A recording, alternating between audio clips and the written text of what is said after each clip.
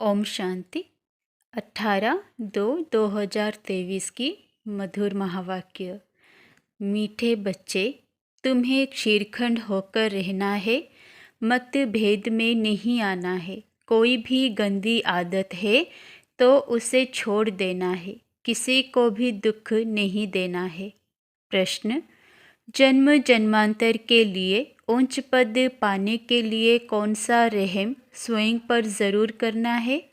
उत्तर: स्वयं के अंदर से जांच करके जो भी बुरी आदतें हैं, क्रोध आदि विकार हैं, उन्हें निकाल देना है। क्षीरखंड होकर रहना, एक की श्रीमत पर चलना, मतभेद में ना आना, कोई भी इविल बातें ना सुनना ना सुनाना, यही अपने ऊपर रहम करना है। इससे ही जन्म जन्मांतर के लिए उच्च पद मिल जाता है। जो अपने ऊपर रहम नहीं करते वो 21 जन्मों के सुख को लकीर लगा देते हैं। गीत ओम नमः शिवाय। ओम शांति। शिव बाबा की महिमा बच्चों ने सुनी। यह महिमा कौन करते हैं और कौन जानते हैं? सिर्फ ब्राह्मण कुल भूषण अर्थात नई मनुष्य सृष्टि के संप्रदाय, जिन्हें परमपिता परमात्मा ने अपना बनाया या जन्म दिया है, वही जानते हैं, क्योंकि पहले पहले इस सृष्टि में वही ब्रह्मा द्वारा जन्म लेते हैं। जैसे तुमने पहले पहले जन्म लिया है परमपिता परमात्मा से, तो वह है सभी का सहायक, सारी दुनिया का सहायक, सभी दुख दूर करने वाला है। मनुष्य बहुत दुखी है क्योंकि अभी है कलयुग का अंत, तो सभी का सहायक बनते हैं। फिर भी अक्षर है ना, आम और खास, तो खास भारत का है, उनमें भी खास जो बहुत जन्मों के अंत के जन्म में आकर मिलते हैं, अर्थात जो पहले पहले सृष्टि पर आते हैं। तुम बच्चे जानते हो तो कैसे सबका सहायक आकर बनते हैं। भगत भगवान को याद करते हैं, परंतु भगवान को जानते नहीं है। जब भगवान को ही नहीं जानते हैं तो भगवान जो नई ब्राह्मण मुख वंशावली रचते हैं उनको भी नहीं जानते। परमपिता परमात्मा आकर पहले पहले ब्राह्मण संप्रदाय रचते हैं, यह कोई को पता ही नहीं। आदि सनातन देवी देवता धर्म तो है सतयुग में, बाकी संगम युग को भूल गए हैं, क्योंकि गीता के भगवान को ही द्वापर में ले गए हैं। सतयुग के आदि और कलयुग के अंत के संगम का किसी को पता नहीं है, न गीता के भगवान को जानते हैं। गीता तो है ही सभी शास्त्रों की मात पिता। ऐसे नहीं कि सिर्फ भारत के शास्त्रों की मात पिता है, नहीं, जो भी बड़े ते बड़े शास्त्र सारी दुनिया में है, सभी की मात पिता है। भगवान उवाच, मैं तुमको फिर से सहज राजयोग सिखाता हूँ, जिसको फिर गीता नाम दिया है। तो अपने को भी कहना पड़ता है कि हम नई गीता सुनाते हैं, पुरानी गीता तो खंडन की हुई है। यह तो भगवान खुद अपने मुख कवल से बैठ सुनाते हैं।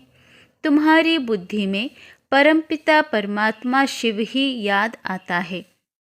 वह है स्वर्ग का रचयिता, सबका सहायक। श्री कृष्ण को सभी का सहायक नहीं कहेंगे। भगवान सृष्टि का रचयिता एक ही है। श्री कृष्ण तो स्वयं रचना है, बगीचे का फर्स्ट क्लास फूल है। परमपिता परमात्मा को बागवान भी कहते हैं, खिवैया भी कहते हैं। मनुष्य तो समझ ना सके कि खिवैया कैसे हैं। बरोबर असार संसार से ले जाकर फिर यहाँ नई दुनिया में भेज देते हैं। यहाँ ही फूलों का बगीचा बनाते हैं। सभी बच्चे जो भगत बन गए हैं, असुल भगवान की संतान थे। उनको माया दुखी बनाती है। भगवान तो है ही एक, वह सभी भक्तों को ज़रूर सुख देता है। कोई भी किसी को सुख देता है तब उनको याद करते हैं। स्त्री पति को, अथवा बच्चा बाप को, अथवा दोस्त दोस्त को याद करते हैं। ज़रूर उसने सुख दिया होगा। भाई से भी दोस्त प्यारा होता है, क्योंकि सुख देते हैं। तो सुख देने वाले को ही याद किया जाता है। अभी सारी सृष्टि के मनुष्य भगत हैं। मनुष्य के ही 84 जन्म गाए हुए हैं। कुत्ते बिल्ली के 84 जन्म नहीं कहेंगे। गाया भी गया है कि आत्मा परमात्मा अलग रहे। इस समय मेला होता है। परमपिता परमात्मा सभी बच्चों के बीच आते हैं। महफिल लगी हुई है ना। एक होती है सुख की महफिल, दूसरी होती है दुख की। सतयुग में है सुख की महफिल, यहाँ तो दुख की कहेंगे। कोई मरते हैं तो भी दुख की महफिल लग जाती है। कोई बड़ा आदमी मरता है तो शोक में झंडा नीचे कर देते हैं। तो दुख की महफिल हुई ना। भगत बहुत दुखी होते हैं तो भगवान को याद करते हैं, परंतु उनको जानते बिल्कुल नहीं। कहते भी हैं उसने पैदा किया, आखिर भी उनको जानेंगे या नहीं। अंत में गायन करते हैं, हे भगवान तेरी लीला अपरम अपार है, महिमा गाई हुई है। तुम जानते हो बाप नहीं होता तो सृष्टि चक्र का राज कौन समझाता, कौन हमको चक्रवर्ती बनाता। अब संगम पर तुम सदा के लिए दुख से छूटने का प्रयत्न करते हो। संगम युग कोई बड़ा नहीं है, अपना यह नया जन्म है। यह छोटा सा युग है हम बच्चों के पुरुषार्थ के लिए। बड़ा इम्तिहान है। इनकी सब्जेक्ट सभी इम्तिहानों से न्यारी है। 5 विकारों पर जीत पानी है। बहुत मनुष्य कहते हैं पवित्र रहना तो असंभव है। गृहस्थ व्यवहार में रहते हुए माया को जीतना तो बड़ा मुश्किल है। समझते हैं ऐसा उस्ताद तो मिल ना सके। सन्यासी भी घर बार छोड़ने बिगर पवित्र रह नहीं सकते। तो बाप इस माया पर जीत पाने की युक्ति बताते हैं, जैसे कल्प पहले भी सिखाई थी। जब बाबा सिखाते हैं तब हम भगत से ज्ञानी बनते हैं। इसको ही भारत का प्राचीन ज्ञान और योग कहा जाता है। इसको दुनिया में कोई भी नहीं जानते। बाप समझाते हैं यह ज्ञान प्राय लोप हो जाता है और यह देवता धर्म भी लोप हो जाता है। ड्रामा में ही ऐसा है। जब प्राय लोप हो जाए, सृष्टि दुखी हो, तब तो भगवान आकर फिर से स्थापन करे। यह भी कोई को पता नहीं कि कलयुग की आयु कब पूरी होती है। तुम ही बाप को और इस ड्रामा के आदि मध्य अंत को जानते हो। देखने में कितने साधारण हो, कुब्जाएं अहिल्याएं, परंतु नॉलेज कितनी ऊंची है। अपने सारे 84 जन्मों के चक्र को तुम जानते हो। थोड़ा भी कोई याद करे तो भी अच्छा, परंतु कोई प्रश्न पूछे और उत्तर देना ना आए तो बोलना चाहिए कि हम अभी पढ़ रहे हैं, हमसे बहुत तीखे हैं। वो आपको अच्छी रीति समझा सकेंगे। अपना अहंकार नहीं रखना चाहिए। कह देना चाहिए हमारी बड़ी बहन जी बहुत तीखी हैं, आप फिर कोई समय आना तो वह समझाएंगी। समझो कोई ऐसा प्रश्न निकलता है तो तीखी भी उसका उत्तर नहीं दे सकती तो बोलना चाहिए हम सब पढ़ रहे हैं, अंत तक पढ़ते रहेंगे, गुह्य से गुह्य नॉलेज सुनते रहेंगे। यह पॉइंट अभी हमको समझाई नहीं गई है। यह तो ज़रूर है, इतना समय जो पढ़ा है तो ज़रूर अर्जुन गुह्य पॉइंट रही हुई है जो सुनाते रहेंगे। स्कूल में भी धीरे धीरे पढ़ाया जाता है। ऐसे थोड़े ही एक ही दिन में सारी नॉलेज मिल जाती है। वैसे यहाँ भी पढ़ाई में, योग लगाने में, आप समान बनाने में समय लगता है। बाप दिन प्रतिदिन सहज कर समझाते हैं भगवान एक है, उनको ही सब याद करते हैं।